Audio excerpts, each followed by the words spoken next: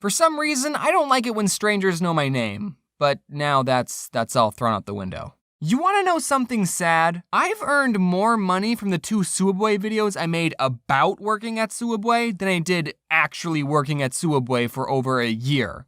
So here we go, Subway part 3, baby. I still got more to say. I used to work there, in case you didn't know that. This one woman, I was making her sandwich, and for vegetables, she asked for extra lettuce. So I put on a big handful, but then she asks for more. So I put more on, more, and sprinkle some on, more! I won't be able to close the sandwich with any more lettuce. And she says, that's fine. All right, extra lettuce it is. So I ended up giving her an open sandwich with a mountain of lettuce. You know we do salads, right? When I was little, I always thought if I was working at a store and someone tried to rob me, I wouldn't give them any money. But now it's like, psh, I ain't risking my life for Subway. Here, take the cash register. Okay, one time this Native American person came in, and I don't know if mentioning that was important to the story. He comes in and asks for 5-foot-long tunas. Okay, Tyler, just me and you, let's do this. And then the Subway formula on purpose. Oh, you want more than 6 olives on your foot long? Pfft, sure. Here, have a 5th slice of cheese. $1.50 for avocado. Pfft, I'll charge you 75 cents, buddy. I probably shouldn't be saying these things, you know, in case this whole YouTube thing flops and I need a job. So I would ask, any sauce? And then they would be like, oh yeah, mayonnaise. Oh, why did you tell me it was all done if it wasn't? Also, the receipt machine at the store took like 7 seconds to print out the receipt. So it would be very awkward every time I would ask people, do you want your receipt? And then they would say yes, and then we would just stare at each other until the receipt printed. If someone asked me, what kind of cheese do you recommend? I would always say provolone, because it's the easiest cheese to pull apart with gloves on. Really, if anyone asked me what I recommended, I would just tell them the easiest thing for me to do. But even after I gave my insightful provolone cheese recommendation, sometimes people would still say, I'll take American. why do you even ask me what cheese I would recommend if you're not going to take it seriously? Mr. James, on Saturday morning at 10:03 a.m., you were observed coloring a picture of a dinosaur. Is that true? Yeah? Can we go to recess? Even though your mom had repeatedly asked you to clean up your toys, you disobeyed her and colored anyway? I plead the 5th. Your Honor, I have no further questions. James, I hereby sentence you to 15 minutes in the timeout corner. I'm not going back to timeout! Mommy, why do humans hate us? I don't know, Matthew. Our species is completely harmless to them, and we keep the mosquito population down, who are responsible for killing more humans every year than other humans do. So humans have no rational reason to fear us, but they still do? I'm afraid humans aren't that smart, Matthew. Sleep tight. Don't let the bed humans bite. Love you, Mommy.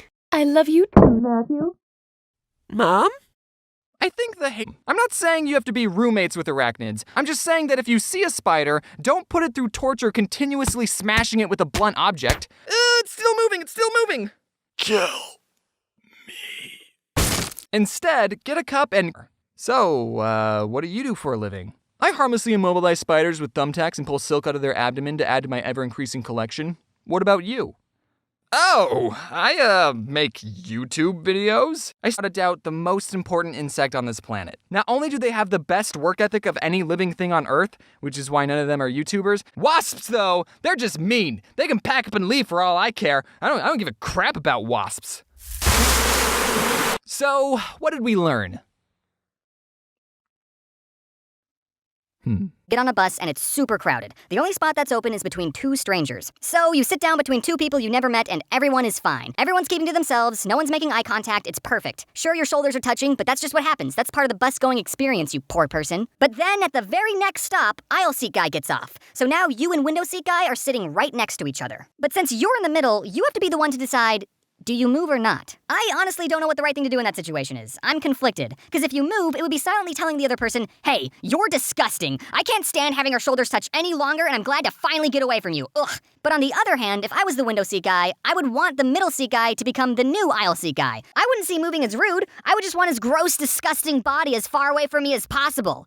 That's not rude. But on the other hand, maybe I'm overthinking everything, and most people don't even mind being this close to another human, and they aren't struggling socially. I don't know. And first of all, I think the word stranger is already an insulting label for someone just because you don't know their name. Oh, I don't know this person? They're a stranger. They're strange. I'm the normal one. They're the freaks. They probably murder people with an axe. That's always the go-to profession of a stranger, an axe murderer. But the people you see... Why did you spend $3K on food? We're trying to get paintbrushes! It was Flower 67's birthday, and you spent $4K getting that stupid jacket! The jacket is cool and you know it! One day, my sister went searching in the back alleys of the internet for other ways to obtain a paintbrush, and she stumbled upon this website that said, "Get free paintbrushes." And all she had to do was enter in her username and password, and they'd send us a fairy paintbrush. Ooh. And in a moment of desperation, she entered in the login details of our shared account into a shady website,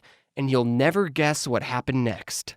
We log into our account, and there were 3 fairy paintbrushes in our inventory, and just kidding, we got hacked. And we lost all 100,000 of our Neopoints, and we never got the paintbrush we were promised. But we learned a valuable lesson that day, which was people will try to scam you, so trust no one. We want children to be well-rounded, but the problem that every parent faces is that 7-year-olds would rather watch any video on YouTube than learn how to play the violin. So, how do these concerned parents get their children to be more active? Answer, they force them. Now, forcing your kids into activities isn't a bad thing. In fact, overall, it's extremely helpful. Spell Wednesday. I don't know how to spell Wednesday. Well, James, just sound it out. Oh, okay. So, like this? No, James, it's Wednesday. You said sound it out, and that's how you sound it out. You think you have it bad? Do is spelt with an X. I think it comes to no surprise that I'm terrible at spelling. I feel like everyone in life falls into school. I was put into an honors program, and everyone had to take spelling tests a grade ahead of their level. And by everyone, I mean everyone except me, because I failed every single spelling test. So I had to take spelling tests that were on level. Ew. Every week when we took a spelling test, I would have to move to the back of the classroom, and the teacher would stand right next to me. She'd call out everyone else's word, which had like 8 syllables, like anti-disestablimentarianism, and then she'd turn to me and give me my on-level word. James, your word is cat.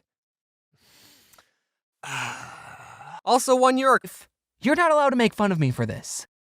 I, James, was a bedwetter until I was 8 years old.